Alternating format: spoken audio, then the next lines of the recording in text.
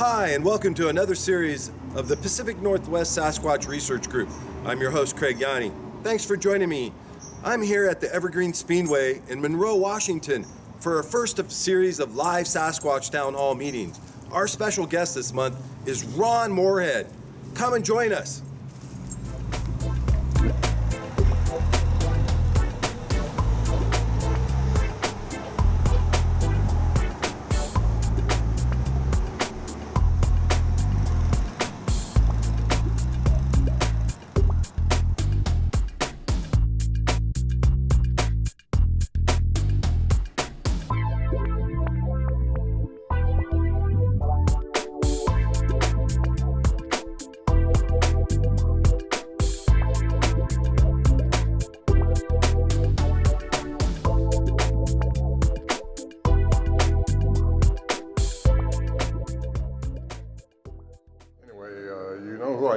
Sign up there.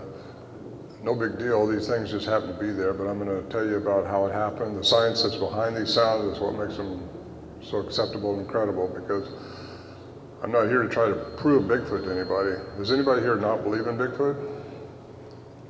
How many here do believe? How many here is not going to raise your hand no matter what I say? Okay, there it is. Okay. Well, without further ado, I'll get into my program. And anyway, where we went was 8 miles into the wilderness. It's a hunting camp. It has been a hunting camp since the 50s. I was 29 in 1971, so you got to do the math to realize that I'm only 28 now. And anyway, these things start coming around our camp and kind of not expose themselves visually because they're very stealthy. First of all, how many here have seen a Bigfoot? Oh, really?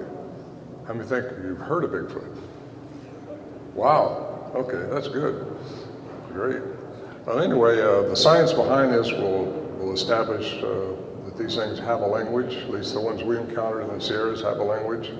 That's been time tested by science, and that's the camp, the little shelter. Oh. Yeah, come on, you everybody hear that? Not back there. Let me see if this works.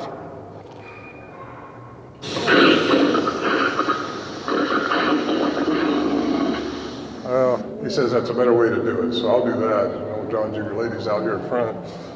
Anyway, that's the camp, 8,400 feet in elevation in the Sierra Nevada mountains of California.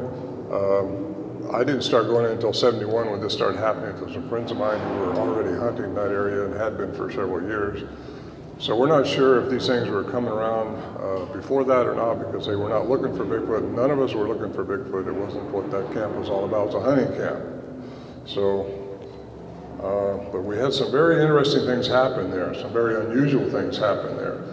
For a long time, I only talked about the vocalizations that we captured, because Al Berry was the investigative reporter that we took in. He said, whatever you do, don't get into the woo-woo stuff there, or people are not going to listen to you. So we didn't talk about the lights or the strange things that I will today, if you guys want to listen. But there's more going on with these things than what meets our eyes, and I'll get into that and what it's taken me to. But anyway, we found some interesting things up there.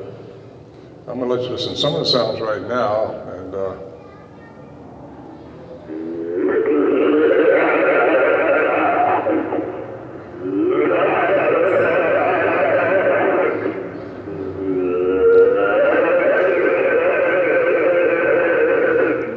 I call that a display sound because he wasn't talking right there. They were just trying to intimidate somebody, either one of the other ones that were there or us.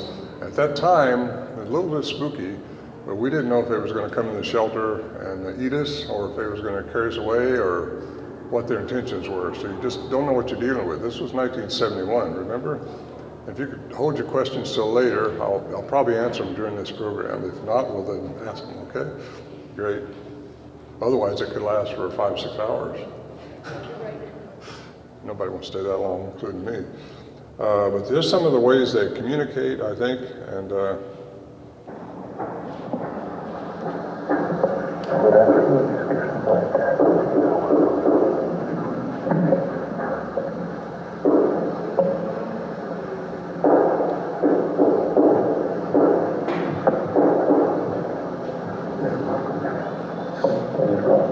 You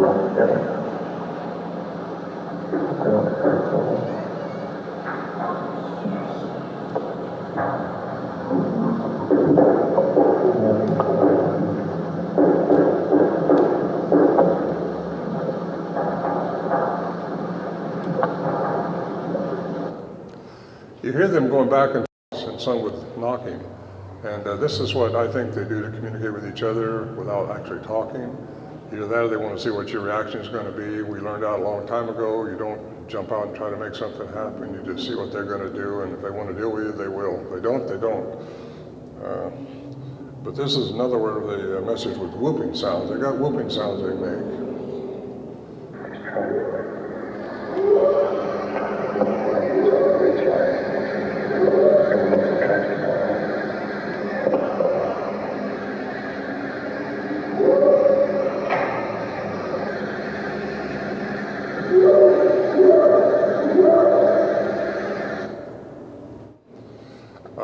This is where they are talking, according to the cryptolinguists, according to Professor Curlin at the University of Wyoming.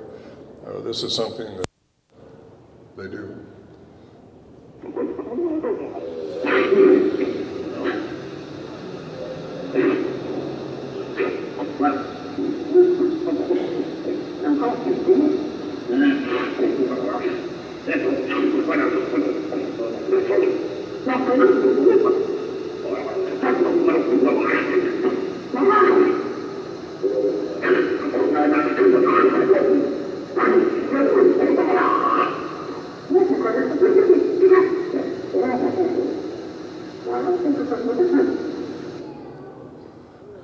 Well, at the time, we didn't know how significant these sounds were. We were up there kind of having fun with it in a way, but after we got over the fear factor, which we all have to get over the fear factor sooner or later, so that's all that can really hurt you is your fear itself.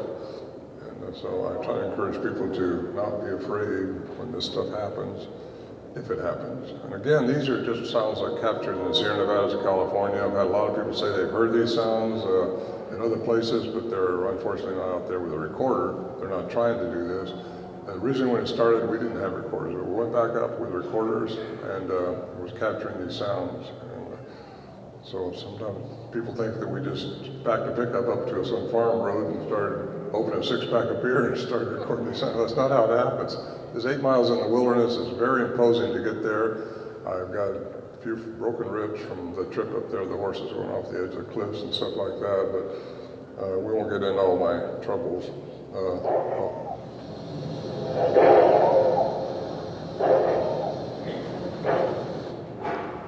That's when I think he had asthma, so I thought I'd just play that for you. I'm not sure. But this is a picture of me and Al Berry. He's an investigative reporter that we took in 1972. He's actually responsible for fostering the sounds at the University of Wyoming. He knew as a master in science he knew he had to get some professional backing behind it. He knew he had to get the credibility behind by a professor or something to establish these sounds were not phony, they were not made up, they were, and that's what the professor did. He showed that they were credible. How often credible evidence can often be ignored if it doesn't fit within predetermined paradigms. So what I ask everybody is just have an open mind when it comes to this stuff, because this is real. And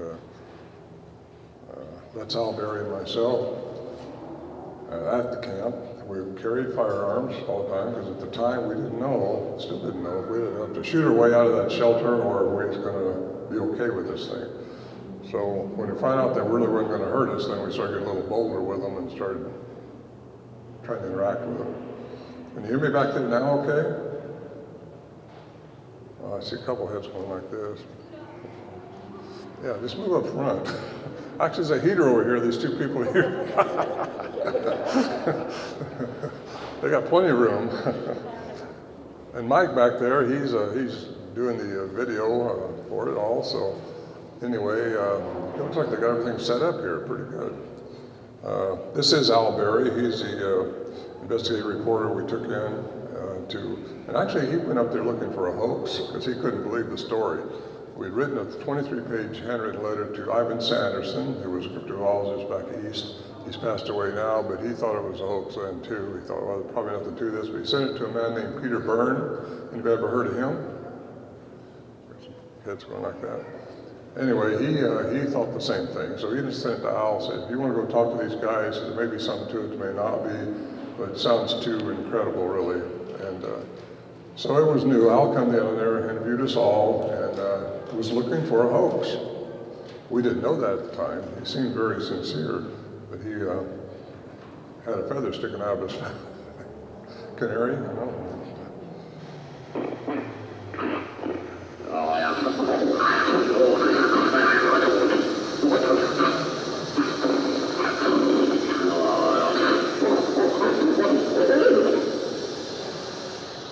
I'll play these sounds throughout this program here and hope I don't miss any. So, anyway, what he did first, right after this happened, he knew he had to get some kind of established credibility behind him. So, you guys ever heard of Nixon, the president we used to have? Okay. Well, the first people he took him to was Synthetics Research, who studied the Nixon tapes and accredited them in court. They were certified to do that. He thought this would be the people to get. So he got it, sent it to him, and they, of course, they weren't going to do it for free, and Al was not a rich man, so he actually got them just to listen to him first of all, and then they suggested he get some university to tackle it, because what they did say was that the sounds were spontaneous, which we knew they weren't pre-recorded, which would have had a 60-cycle hum in them showing they were pre-recorded in a studio and then redone up there, which eventually we took a wildlife biologist up there just to do some searching for the flora flaunta to see if there's any signs of nails, or, of course we knew there wasn't because we was experiencing these things, but again, you got to have these professionals behind you before anybody's going to believe what you're saying. And anyway, he wrote a whole report in this book called Bigfoot. He co-wrote it with Ann Slade. Anybody have that book? I think he produced it in 1978, something like that. And it's got the whole story. The first 3 chapters is our story about the Sierras. And he's got the tribal stuff, what he went through, and the whole conversation in the back of that book. This is Professor Curlin, who did the original study on the tapes in 1978. And I'm going to let you listen. See that box there? That box is the average human range of what we speak as humans. These little sounds, and you see the little, I got a pointer here. See the little iconic things there on the, all right, right there? Not in anybody's way, sorry. That's the sounds that you'll see over here outside that square box. And listen to this, and you'll see, and you hear something at the last of it that sounds very human-like. And if you listen to that, that is actually those little iconic things inside that box, which shows that they can speak within the human range. They can also speak above it and below it. This is just one of the graphs that he has in the article that he wrote and published it in a book. It was published in a book called Man Like Monsters on Trial. He gave his report to the University of British Columbia in 1978, yeah, I guess it was, after he did a year-long study. But they were clearly lower than for human data, and it suggested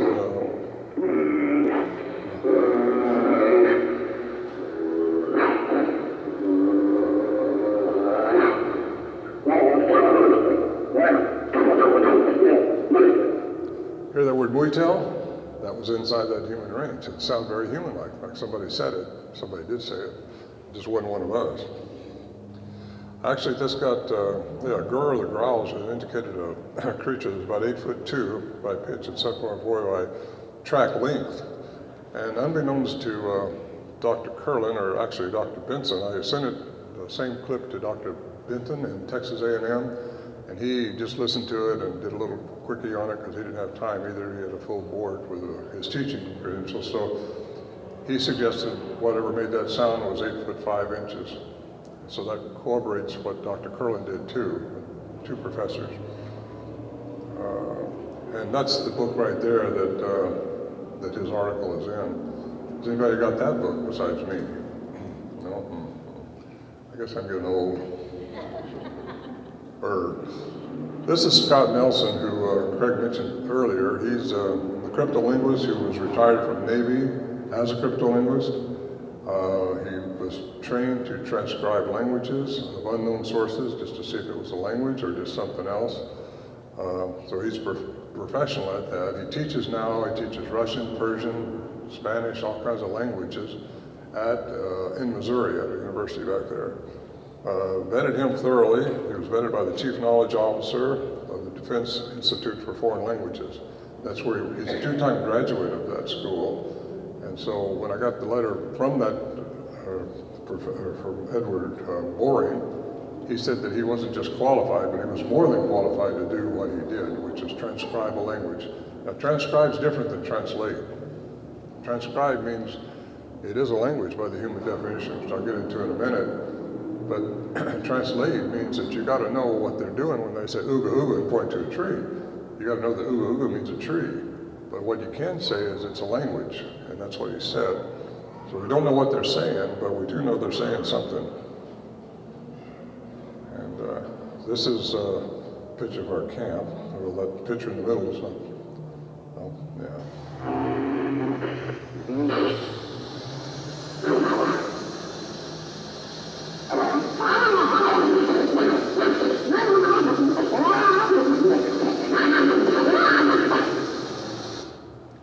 That's a little concerning, especially when these things are so close. They're right inside that shelter doing this stuff.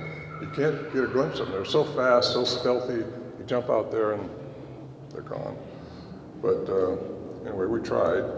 This is from a human sound expert who listened to these years ago, but again, she's just a certified human sound expert.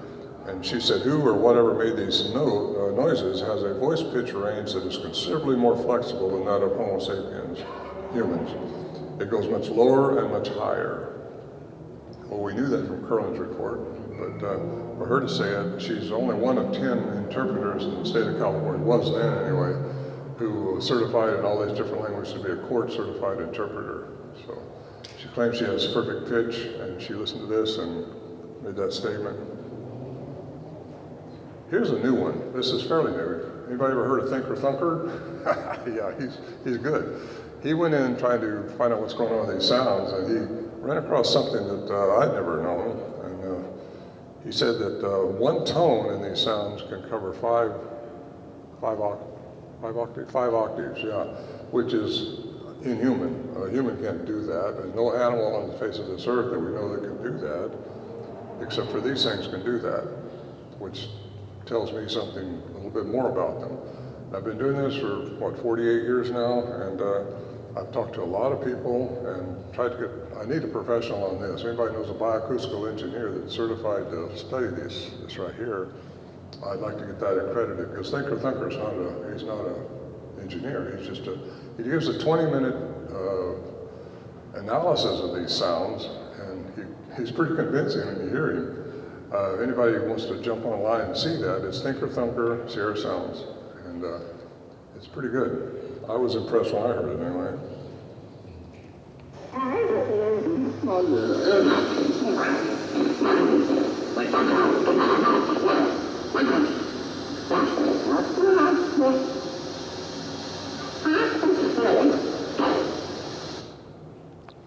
It goes on and on. You don't know what they're saying, so it's just a bunch of garble, but intelligence is the ability to adapt to change. How many here are intelligent? Oh, come on, somebody got to raise their hand. Yeah, I like that statement by Stephen Hawkins, who passed away this last year. Or this year. No, it was last year. This is 2019, isn't it? Thank you. What it is that makes it language, I got to tell you about that, because I'm going to show you an example of not a language, which is that display sound which you heard earlier, and then what is a language, which I'm not sure if you heard that yet or not, but it takes what they call a morpheme stream, which is a group of words that make a sapient sentence, and 10 or 12 words that make, like I'm talking to you right now, that's what, no other animal on this earth really has the vocal mechanism that humans have. At least these do, but no other animal besides us is supposed to have that. According to Philip Lieberman, who in 1968 wrote a paper on this, and he said, no monkey, no chimpanzee, no anything has the vocal mechanism to have language by the human definition of language, which was the morpheme string, a group of words that relate to people. All things can have a way of communication. The dolphins have a very unique way of communication, and all animals can communicate somehow. But you see them all flying together in a flock of birds. You see the fish swarming together in a school in the ocean, and they're not talking to each other, but they communicate. There's a way that I'm going to get into that in a minute, how that happens, how we could do that if we all could just tune in.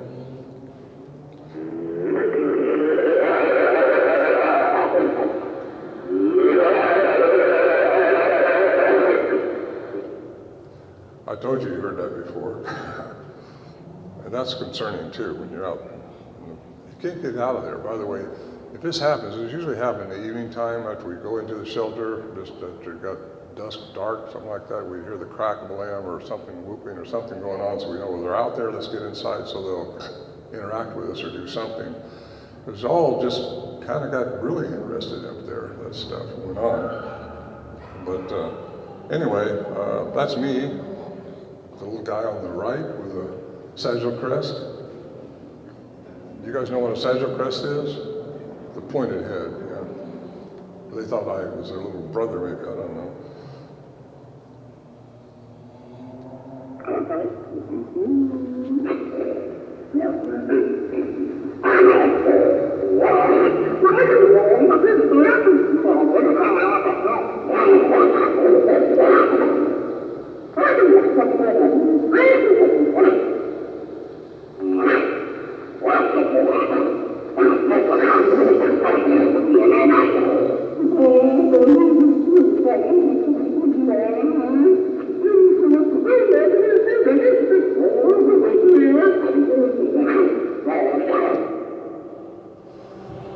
See, we don't know if they were talking about who's going to come in first and get us, or if they're just arguing over the food we left out there, because they did come in and take the food we left out.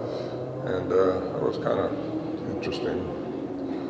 Only humans, as I mentioned this just a minute ago, are capable of language. No other primate, besides us, Philip Limmer in 1968, he wrote that in a paper. He's from Brown University, Rhode Island.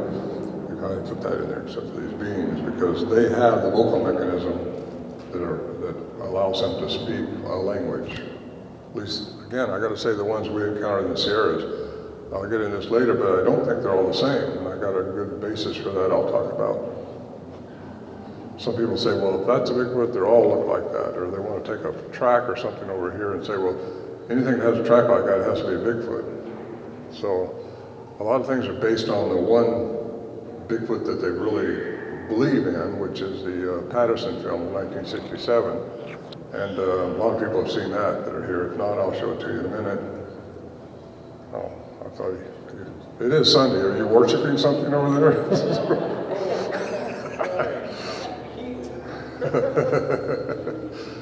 There it is, yeah.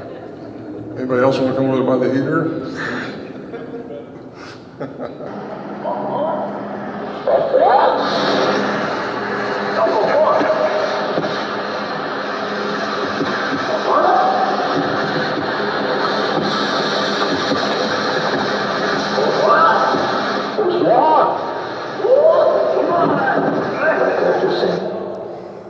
I recorded that 1974, 3 years after this started happening with us up there, and we just got into camp and these things, we heard them out there, so I pulled my little cassette recorder out of the saddlebag and laid it on a rock, and this is what I captured. I captured about an hour of this stuff, me going back and forth with them. So that's what my second CD is actually all about, is my story into the Sierras. And I put the sounds that I recorded on that CD. And the aggressive sounds are on the first one, which I'll point to in a minute. Having language by the human definition implies sapience. We are Homo sapiens sapiens, which means humans, the wisest of the wise.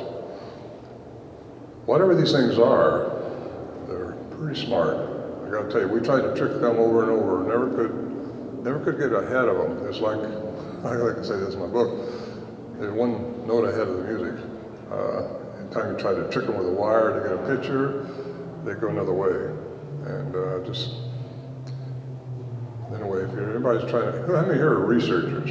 or want to be a researcher? Nobody? I'll say, yeah, there we go. Ah, there we go, there's some.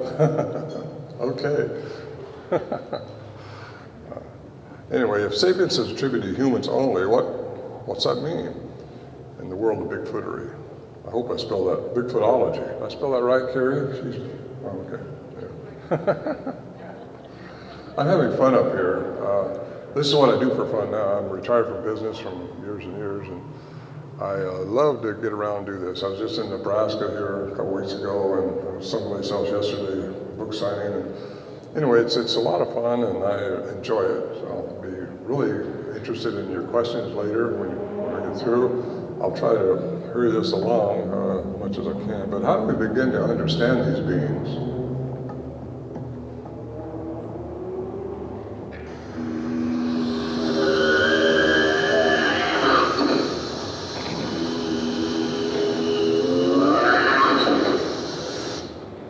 Thought I'd throw that in.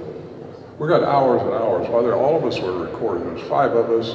We were all recording these things, so we got all that different ones. These are some of the better ones, which again, the University of Wyoming has studied.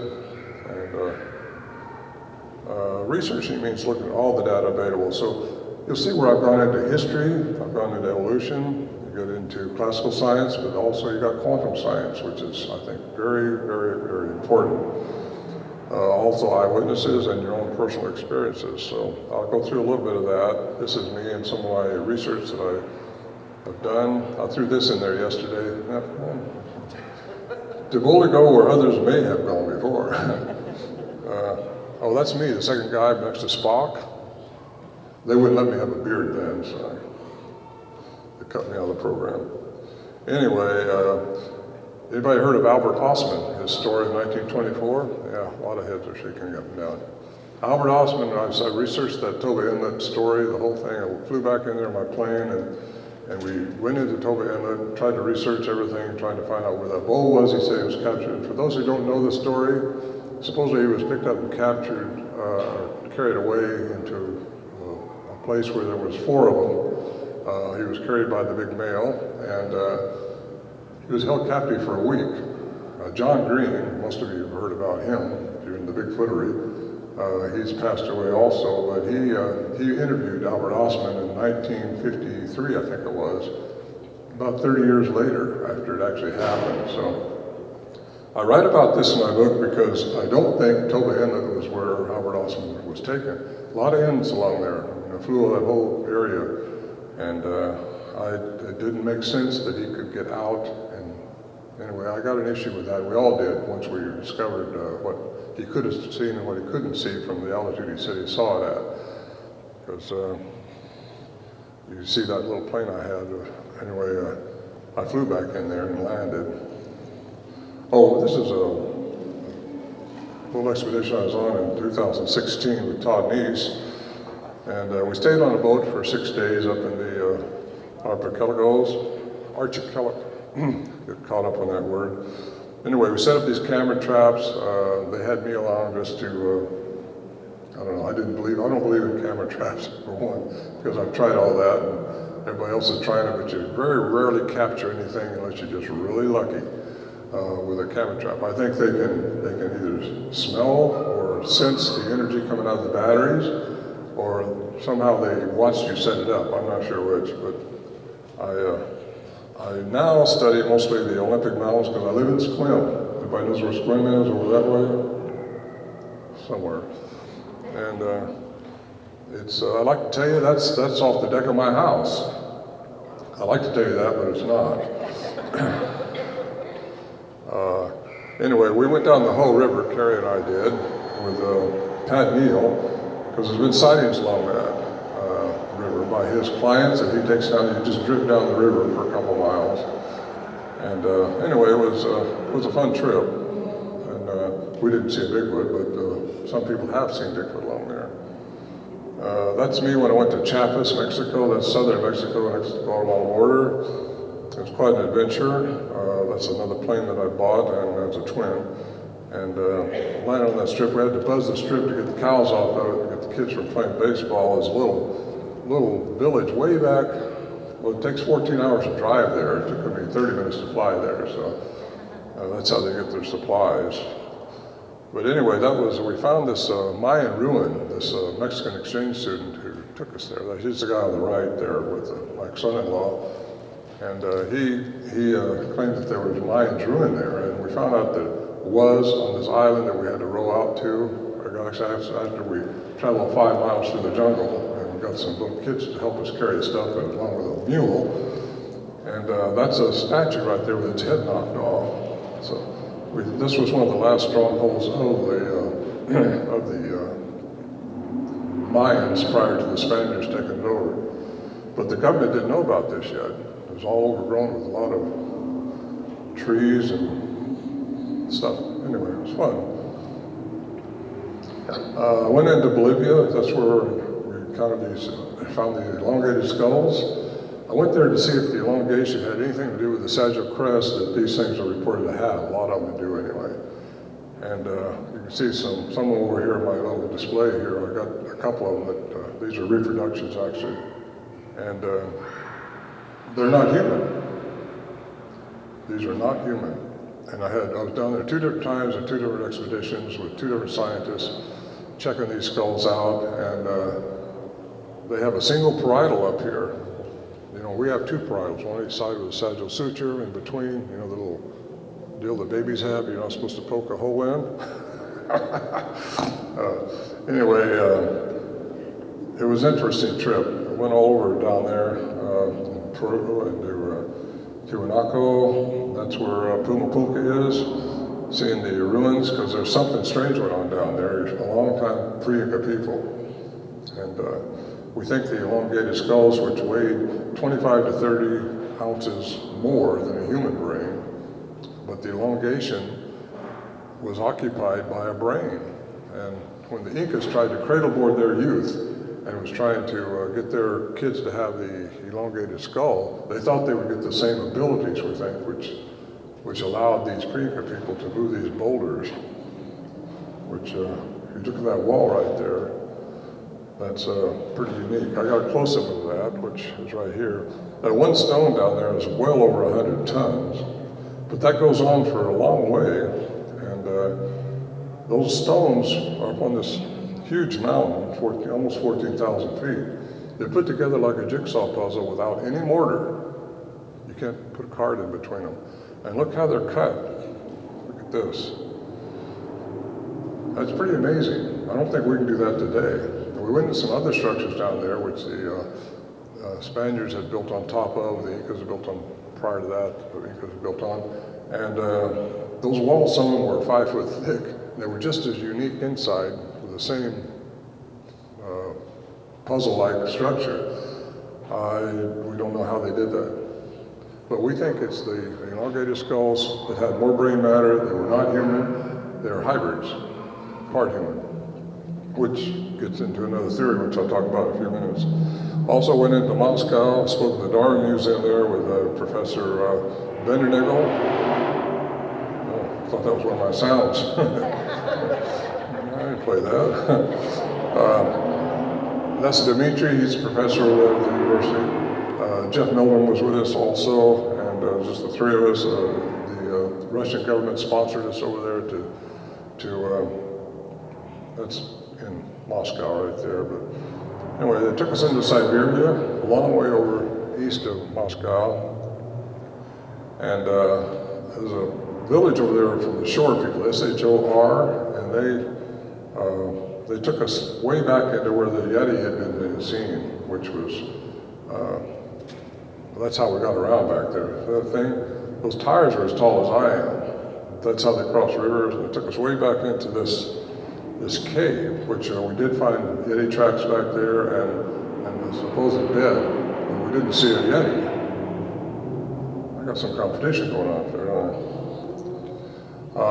Anyway, it was fun, but there was a filming crew, and I think the Russians were trying to beef it up with you can't attest that it really was a Yeti track because they took us to it.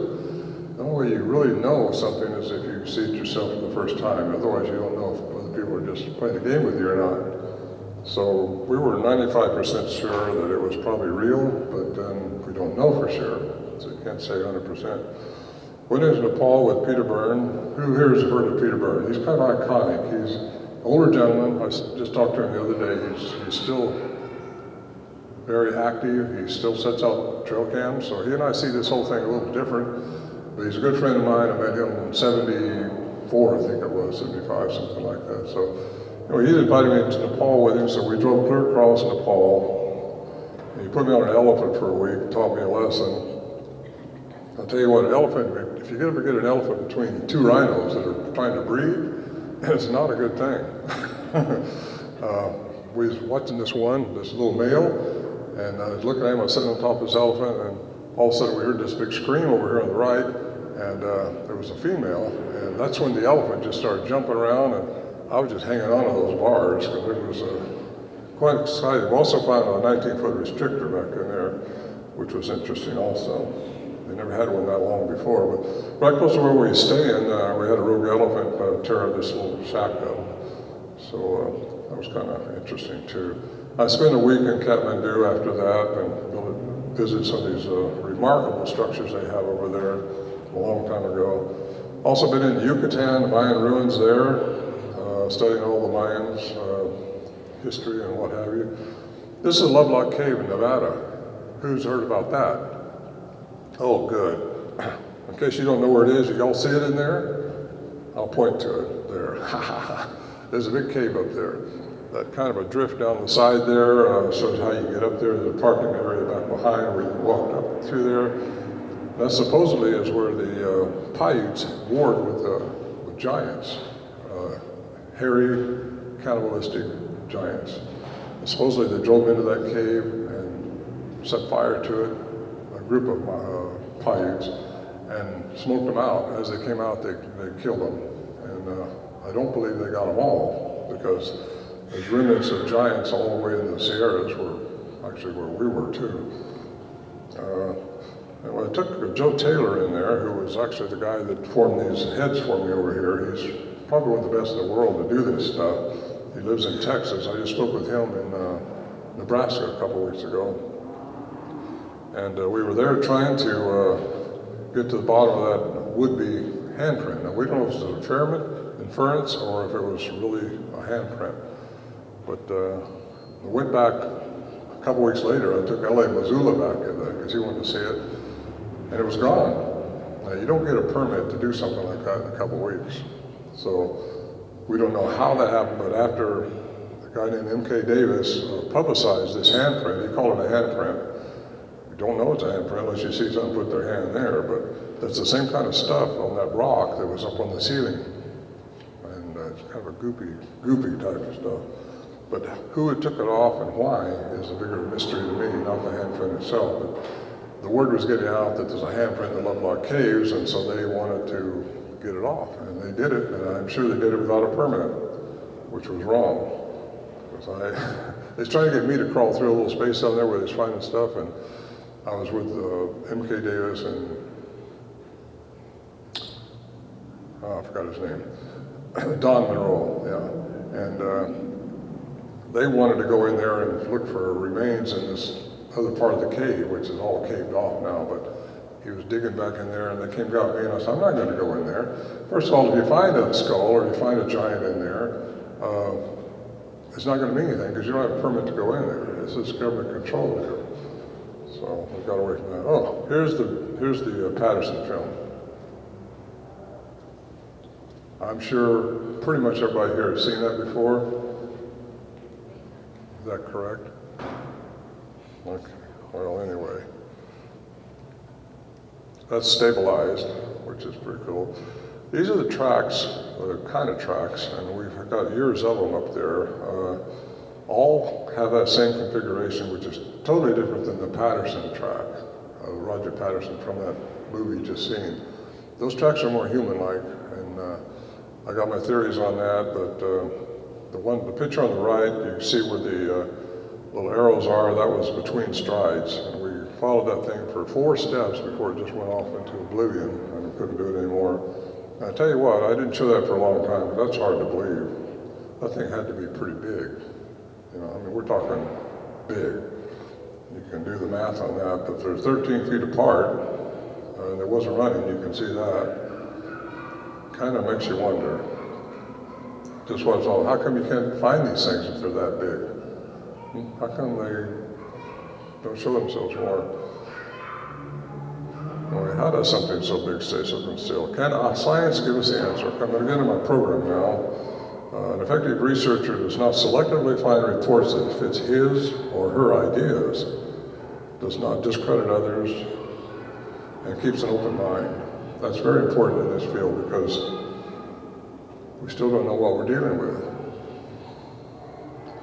Classical science is one of the fields that you start off with. Everybody wants to use classical means, which means you got to see it, feel it. It's all called classical science and Newtonian physics. That's what most researchers use exclusively. I did. A lot of people do, because if you don't see it, it don't exist, right? That's not true. Classical science is based on the claim that all reality is material or physical. Now, I know that that's not true too, even though that's all we can see with our eyes. But eyes can deceive you. Newtonian physics has taught us to depend on our senses. And everything is predictable and measurable. Well, I got a problem with that too, because nobody can tell me how far it is to the end of the universe.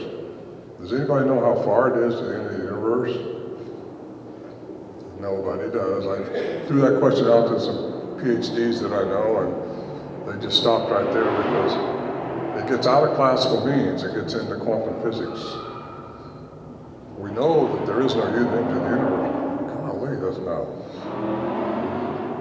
Must be repeatable, and are they flesh and blood? Well, they leave footprints, they vocalize, they eat and poop, and they procreate. So they are absolutely flesh and blood when they're in this world with us. But is there more that we need or should try to understand about them? Well, here's where I come in there. Yeah, I think there's a lot more we got to know about them and understand. Until you get into quantum physics, or until you really open your mind up to what else is going on besides what you see, you may not follow this, because quantum physics is at least it's hard to get your head around. You can't imagine what the universe, how far it is. What could be at the end of it? We've got a wall? Nothing? Anyway, I got a question. Did sapiens actually evolve in humans, or was it given by some advanced technology? Question. Ancient text tells us aliens crossbred with humans. That's in Greek mythology, it's in biblical text, it's in a lot of history, that these things created hybrids by aliens. Does everybody here believe in aliens? Does anybody here not believe in aliens?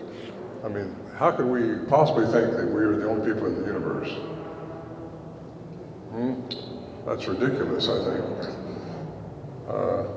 Anyway, it's written that giants are part human. That's because aliens inbred with genome, the human genome. And besides size, what makes us different? What makes us different than these things? They got more hair, we know that. Huh? They got a short neck. They don't have a neck. Right, they have a short neck, she says. Yeah, my daughter seen one over their camp, and she said when it turned, it just turned like this. They don't turn their neck, they turn their whole body. They don't go like that. I could barely do that myself. Well, it happens. Who laughed? Anyway, understanding how we were made from the troglodytes, which are cave people. Everybody knows a troglodyte is a caveman. Could allow us to understand these beings better, because I think we are in a way hybrids made by an alien entity. And some people want to call that God, some people want to call it something else, but we'll call it God just for the sake of words here. So I think if we understand what we were made to be like and what we are as humans, it could make us understand these things just a little bit better. But how does science explain some of these things that classical science doesn't explain? They just don't. They don't explain psychic phenomena, they don't explain telekinesis, they don't explain telepathy, deja vu. You guys had deja vus, haven't you? All of a sudden it's happened. I know this has happened. Well, I have those too. I used to wonder, how can that happen? How could you have a dream at night and you go through this whole period of dreaming and all of a sudden in the dream somebody's knocking on your door and you wake up, somebody really is knocking on your door. How can that happen? Because time don't exist as we perceive it. That's just a quickie right there. Consciousness, it doesn't explain consciousness, it doesn't explain how we get our feelings. Where is the evidence that these human factors actually evolved in us? Darwin says this is how people developed. Darwinism doesn't explain how those things developed in us. So therefore, I think our DNA intervention of the troglodytes gave us our sapiens. And also, I think something DNA-wise happened to primates that caused these Bigfoot creatures, beings, I should call them. So therefore, I think Darwinism is not complete. I'm a researcher that came out of the evolved ape only box, which that's what most people want to believe, is they just evolved ape. Well, I think they're more than that, and I'm quite sure of it because I've been trying to trick them and find them for a long, long time. So anyway, I didn't just fall out. Experience in quantum physics took me out beyond that classical box.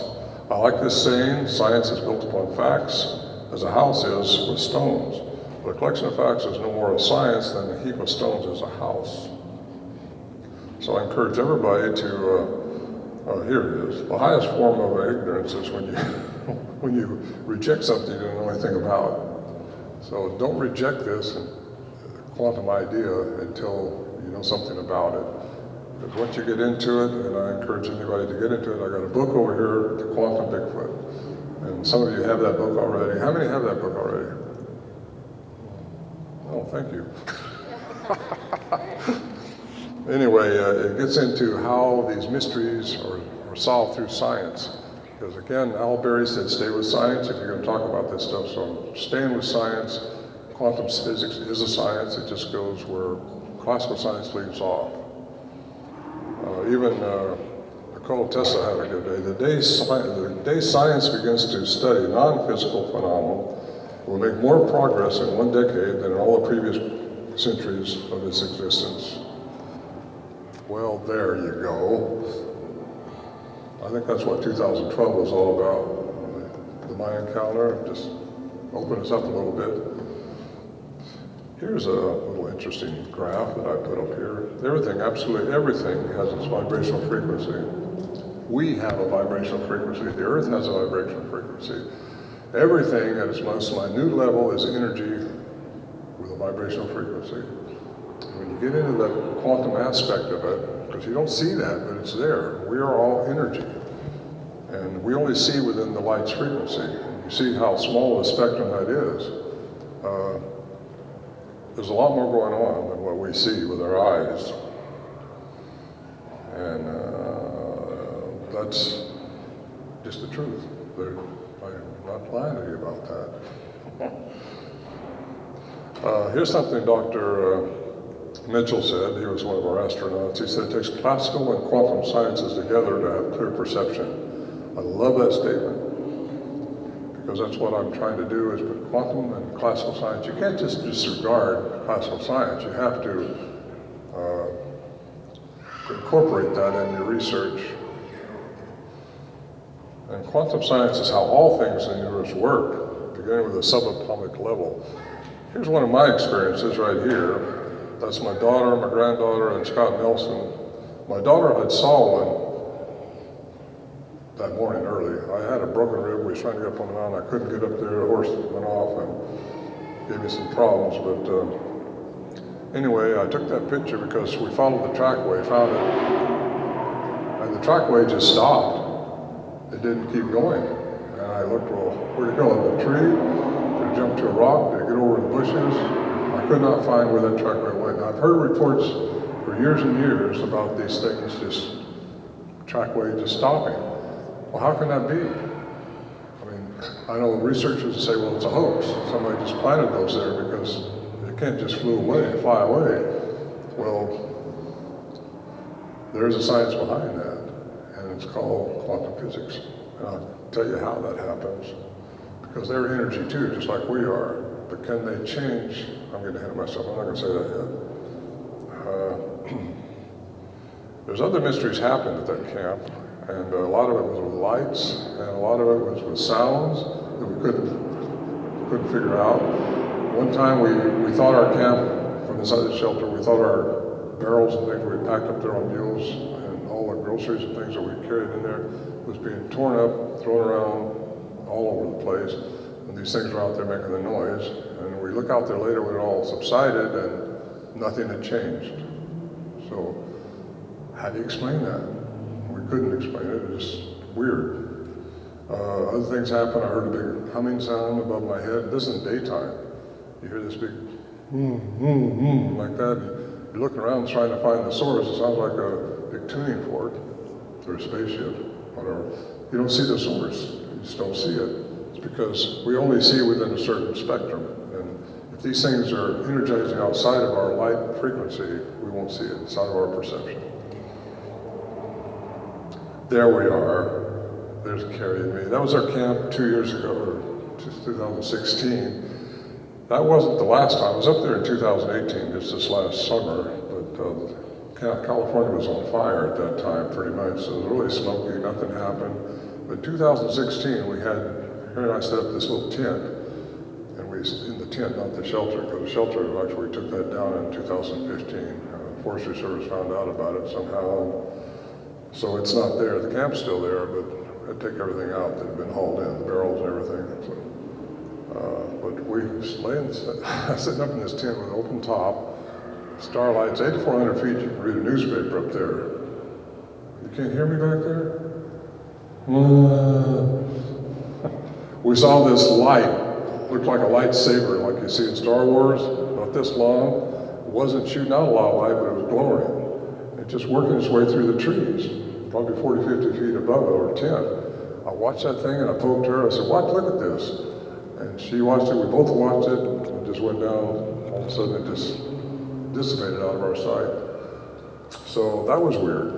You don't know you still don't know what you're dealing with. So I encourage everybody to keep your guard up even when you're out there. They're not all friendly, but some of them are.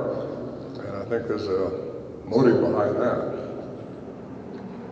I think they're beings from the cosmos, have been on this planet, and they're probably here now.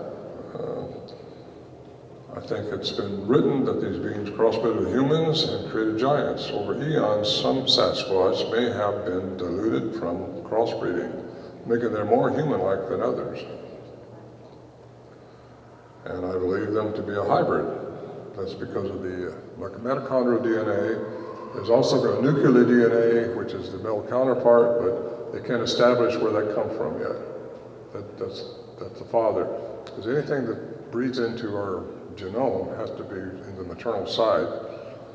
And but until the geneticists can agree on this nuclear DNA part, they won't know because it's not in the gene banks. Out of 224 billion samples, they cannot find the nuclear DNA in the gene bank. That's pretty phenomenal. Alien manipulation, the DNA, the troglodytes, gave them their attributes. Because they seem to know something we don't know, something we're not learning. And that's why I'm here today, because maybe we can open our minds up to researching this more and understanding there's something more going on about these things than what we think we're the superior beings on this earth. Not so sure about that. Are they capable of raising their vibrational frequency high enough to go out of our perception? Because their vocal mechanism is so unique, so very unique, that it's incredible what they can do vocalizing. Because all those sounds that we heard up there that we couldn't find a source from had to be done by vocal mechanism, I think. Some of them. Some may want to help, others may want to harm. So they're not all the same. I think because possibly they have alien primates, like the Greek mythology says, some of them there's different types of aliens have been on this earth. And we know that from things we're finding. And anyway, at the most minute level of matter, subatomic level, everything is energy, vibrating at different frequencies. I said that before. If you find that frequency, you can change matter. I think that's why I say I don't believe in miracles. I think it's just our lack of understanding how to make it happen. We have so much ability in us that we're not using. We have a lot more to go. We have more to be involved with. So what do you do now if you think there's a hominid around? Well, I suggest, first of all, using classical science to understand any unusual situations. You think it's a Bigfoot, and just because you can't figure it out, don't think it's a Bigfoot. I got music going on there. And don't be limited by predetermined ideas.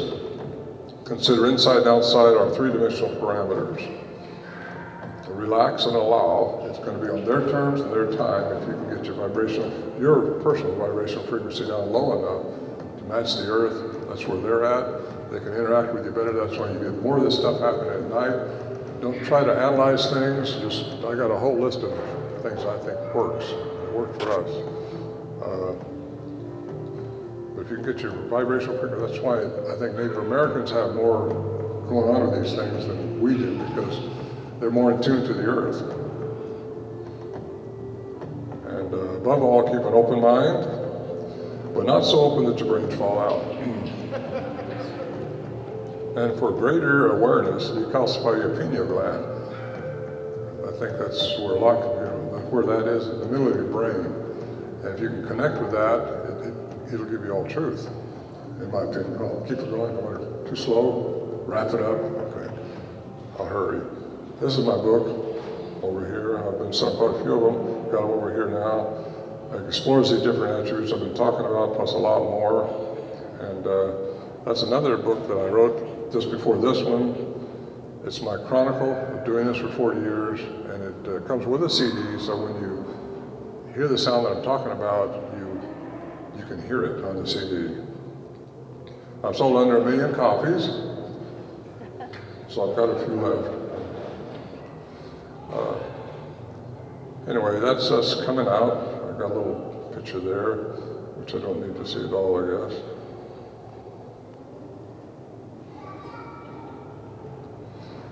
There's my contact information if anybody needs it.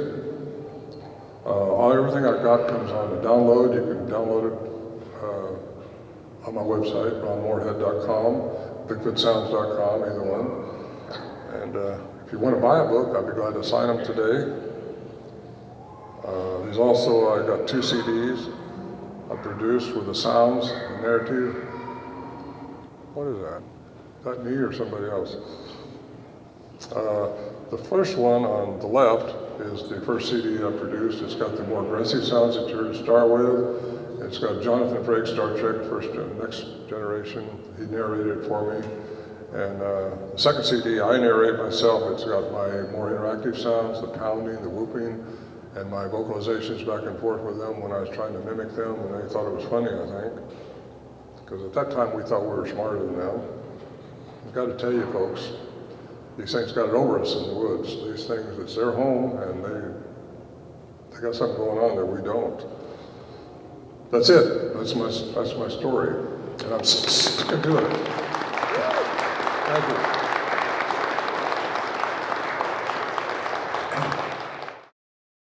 My name is Rowan Shaw, and my first experience, I think that's the best word for it, it was, August 2012 or 2013, I believe.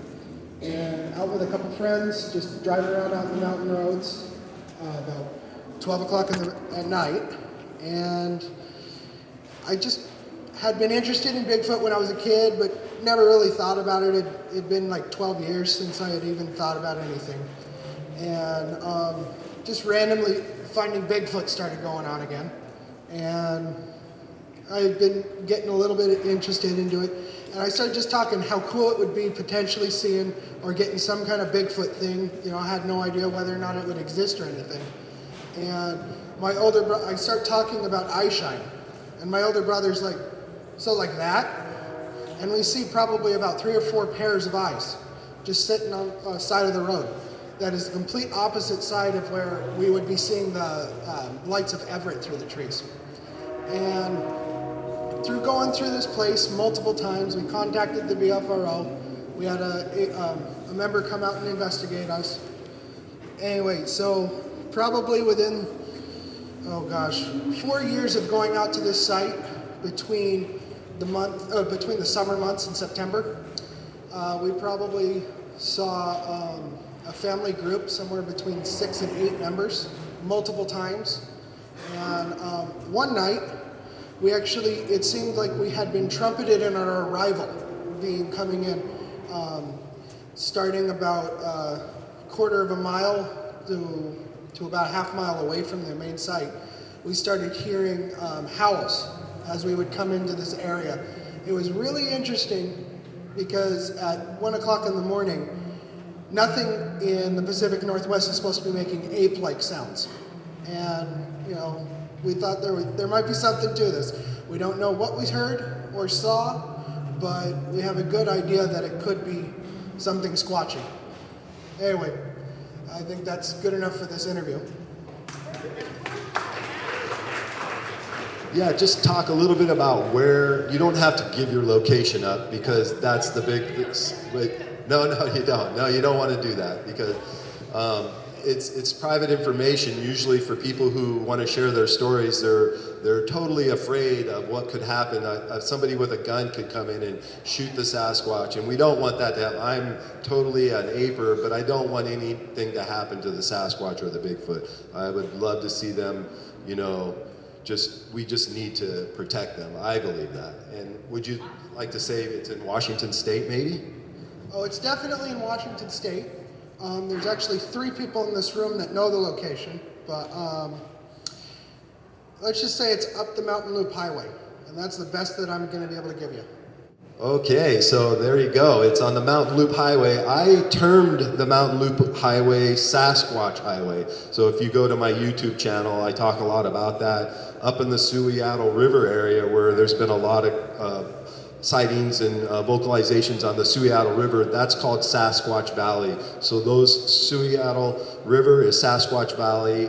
The Mountain Loop Highway is called Sasquatch Highway. So if you watch my YouTube videos, you'll see that that's where I'm going all the time. There's been multiple reports on the BFRO. BFRO stands for Bigfoot Research Organization. That's by Matt Moneymaker. Matt Moneymaker is one of the guys who helped produce the TV show called Finding Bigfoot. He actually contacted me to join his group. So he knows that I'm doing these town hall meetings and I'm trying to get things reintroduced into the TV format. And I kind of want to do a no BS TV show. Everybody knows what BS stands for. I don't want to go there because there's little kids here. So, but it's like, no fakery, no trickery. We want to be really all about education and documentation and go straight forward into that. So I would like to give Roland Shaw okay, yeah. Since Moneymaker was brought up, I thought I'd add this. About a week or 2 after our sighting report went live on the BFRO's website, I thought it was interesting. The day of, Matt Moneymaker tweeted out something along the lines about how those crazy Washington people thinking that they're seeing large numbers of Sasquatch in their reports, they must be on some wacky stuff because there's no way that you'll ever see anything with that much number. And I think we don't have any proof that that was because of our report, but I think circumstantial evidence points to it. Good job, Roland. I totally agree with you on that. I would have to say, yes, give him a big hand. I agree. I think there's multiple Sasquatch clans in the Pacific Northwest. They are a clan of families, and that's how they produce and they get around. And there's multiple species. Ron Morehead will ascertain to that. And, what do you think, Ron? Multiple species of Sasquatch and Bigfoot? How many would you say there are? I've heard the term 5 or 6 of them. Well, there's 3 things I forgot. Somebody's supposed to ask me, what are they? Don't know how many species. It depends on how many Well, you know how I get into aliens and how they have corrupted the genome of animals in Greek mythology and also in biblical texts. And I think they're here possibly now. I know they've affected what's happened in Peru and Bolivia, where I've been down there. There's definitely something that wasn't totally human down there. How many species there are, it's well, anybody's guess. I don't know. I think there could be also some that have been diluted down, which I referred to in my program. Some have been crossbreeding with humans because they have the mitochondrial DNA to breed with humans. I think if they have 23 chromosomes, which that's what we don't know yet, instead of 24. But if they are able to crossbreed with humans, which goes way back in the native lore again, which a lot of stories about that, how they've taken their women, how they've done that stuff.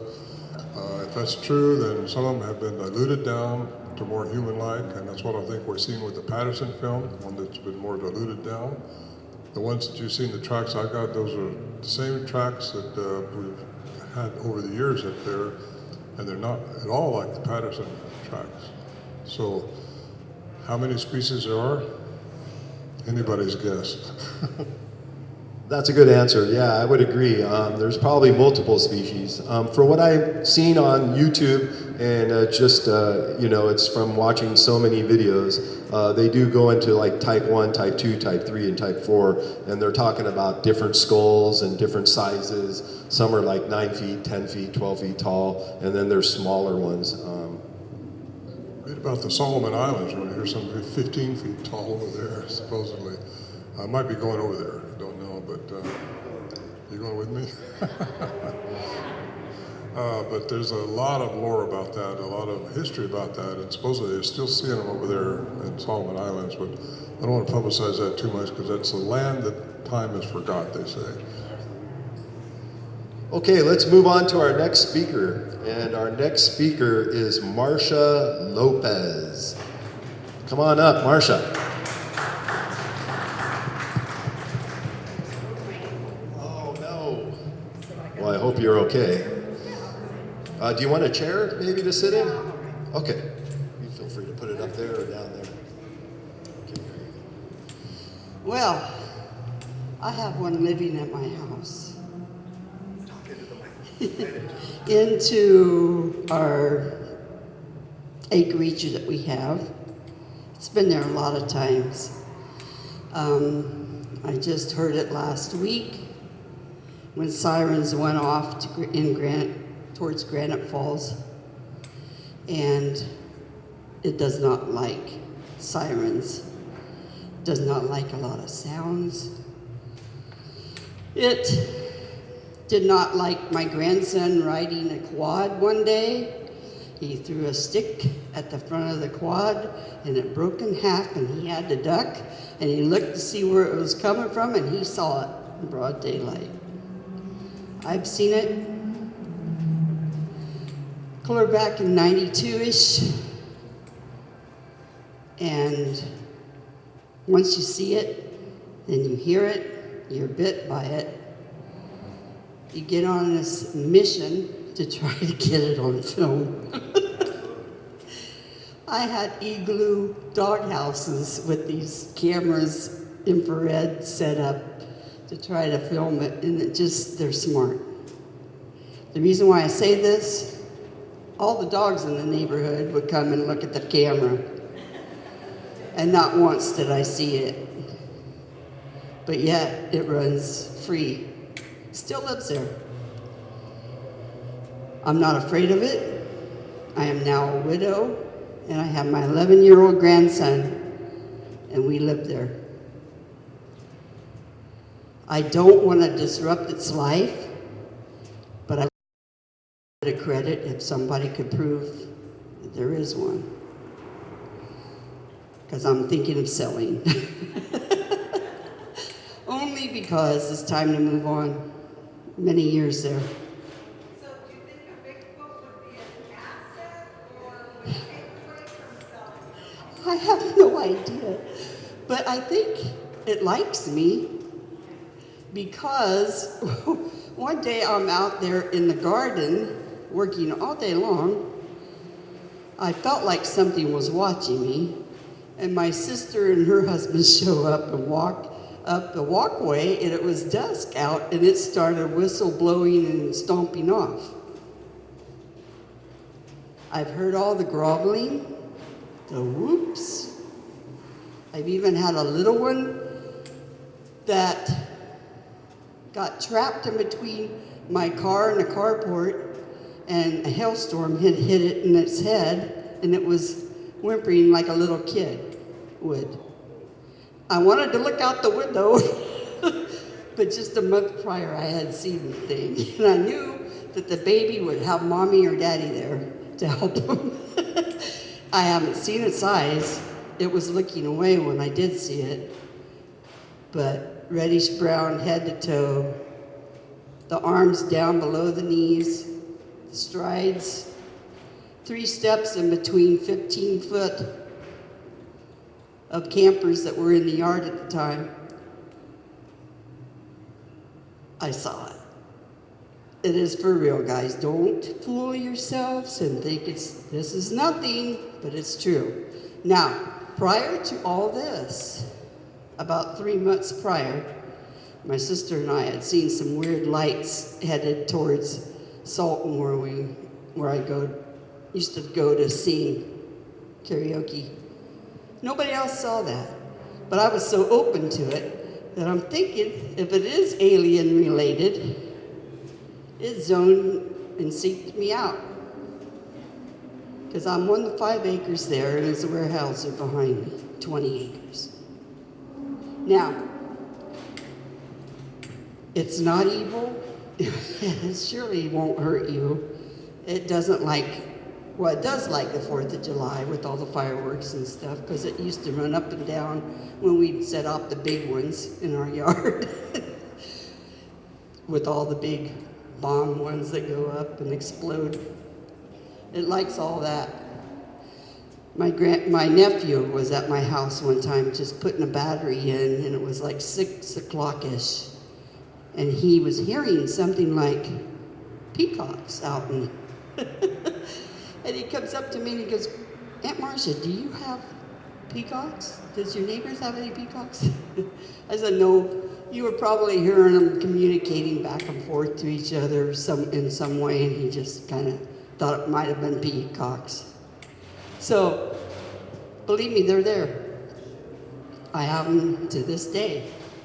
Now, I did make a lot of castings, but this one, even I told somebody from P.N.W.S.R.G in Seattle, it was a guy named Vaughn. It was one of my castings. I only brought it because it was thickest, but you can kind of tell the ripples of the feet and the toes and stuff. And I've even tried to do the little guy before when it was little, but I don't think he's little anymore. But yeah, I've had families of them, and then I have also teepees that they have made behind my house where they use berry brambles and they intertwined them with leaves up in them, basket weave them. They're not stuck in the ground. One time with my cameras though, in broad daylight, I was able to get this. Now that's definitely one. Yep, there's the fern, and it was like the fern's this high, and something had stood up. That's one of them. I don't know if it's the big guy or a teenager or what, but yes, I do know this is true. I have pictures on thumb drive. You can see, they can come out and see all the different sizes of teepees that it had made. My brother was amazed because they don't dig them into the ground. Yeah. Now, I've taken about 4 or 5 castings. I think there's a little one right now that's interested in my car for some reason. I don't know why. Well, no, but either crab, because we used to crab, and we had a burning barrel by those campers. When I seen it first, at midnight, I was walking a little Pomeranian I had at the time. And we have a sensor light, and it came on. I put it down, I go potty, Bubba, and I'm hearing scratching in the burning barrel. So it was after something in the burning barrel. We had crab that day. Crab shells were out there. Lettuce, I don't know. One of the two attracted it. But I've tried to leave some apples out at times in case, I don't know. But we have deer too going through there. And speaking of deer, my husband had mowed the yard. Two or 3 days later, he notices this deer carcass that's out in the yard, and it was so strange because he's a hunter too. The only fur on that carcass was around its hooves, like a laser had cut right before the hoof. Everything else was gone. I mean, even the head. It was picked clean. I took pictures of that too, but I didn't bring them on the thumb drive. It's interesting. Very. But I'm not feared by it. So I don't think it's so evil, because even my son, when he was in 3rd grade, we had a different trailer out there, and he looked out the window and thought he saw him down in the yard, walking around. So it's been there a while, and he was in the 9th grade, and he would have been 44, but he's now deceased. So, anyway. Any questions? Huh? I thought I might have one day, but it turned out it was bear.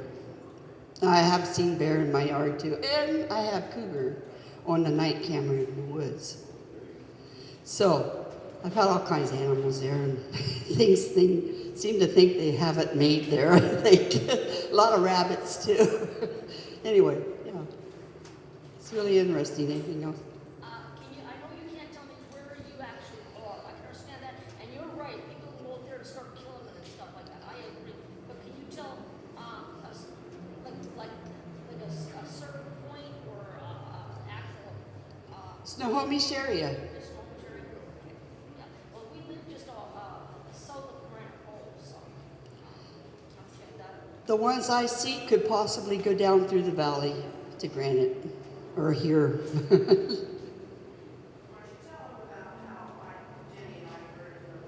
Oh.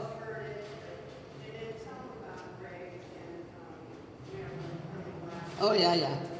Summertime, my cousin's here from Ohio, and she heard it out in the woods, hollering a little bit. Not much, just to let us know that it was out there. Oh, and they pulled up in the driveway at one time, and my brother thought his radio was hollering or something, and no, it was it out in the woods. He didn't. Somebody was coming to my house. Now, yeah, they couldn't. It kind of just shocked them.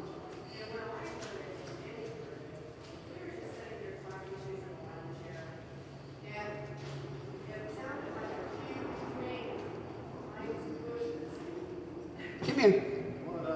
Come on up, Beck. Is that your sister? This is Marcia's sister. Watch the cable. Yeah. Okay. Be sure to talk into the microphone. Okay. Yeah, I was there one summer, I think it was a couple of years ago, and I was sitting there talking to Jenny. Jenny was laying in the lounge chair, and it was pretty warm. And we were just talking away, and all of a sudden, over behind the bushes where it goes back to the water shed thing that's back there that she's heard him tap on before. Anyway, all of a sudden, we hear this, and it sounded like a giant guy going way down in, this big moan from way down in. And I said, "What was that?" And she said, "Oh, I'm sorry." I said, "What was that?" And she says, "I don't know." And the skin, our skin was just crawling. Our hair was up on our arms. And I said, "Well, let's get in the house." So we went in the house, but I didn't see a thing, but I did hear it. And when you hear something like that, you question yourself, you know, did I really hear what I heard? And that's what my brother and my cousin were doing this year when they heard it. The whole day, I was out there, spent the rest of the day with all of them, and we'd be talking about something else, and they'd stop and say, did we really hear what we think we heard, you know, today? And yeah, they did, so. What happened also, they like to mimic. Let's try to mimic owls, but they sound sick. And they also like kids a lot. Neighbors next door had a lot of kids out playing on a Mother's Day one day, and I think the little guy was asking its mom if it could go get closer to see him, because it was doing a whoop type question, you know, communication. It was weird, but that's what he was doing, and then it heard me out there and it shut up. Also, we had a pool up. My grandson was swimming. He gets out of the pool and he snapped his fingers 4 times. And it snapped its fingers 4 times in the woods. And that's where everybody in my family sit there going, did I just hear that? You know, because this is real. Okay. What time of the day is it? Is that like, can you have a time of the day? Okay. So her question is what time during the day, afternoon, evening? Whenever it dang well feels to, okay? Because I have heard it real early in the morning, 4 o'clock-ish. I used to work at Boeing. And it's when I first heard it holler, 4 times the big holler that would scare you to death. But I just told myself, I can't let him scare me. I live here, you know. I continue on, you know. Most people would have probably messed their pants, but I didn't let it do that to me. But I did after I seen it and I heard it. I used to open up my back door and slam it 4 times before I'd go out in the morning to walk the dog to let him know I'm coming out. And wouldn't you know, I'd be out there walking the dog and it imitated that sound 4 times on the water tower that's behind me. But he was mimicking it, and he knew that I knew who in the heck he was, okay? It's amazing. Okay. Let's give a big round of applause to Marsha. Thank you so much, Marsha Lopez.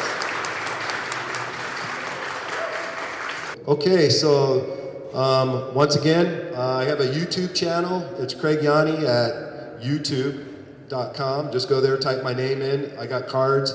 I'm also the founder of the Pacific Northwest Sasquatch Research Group. It's a new group. We're doing audio and video documentation for educational purposes, and hopefully my goal is to do a feature film here with Ron Morehead. I'm raising funds for that. And hopefully we can get that together here soon, maybe this year or next year, but we definitely need a lot of help and funding and sponsoring.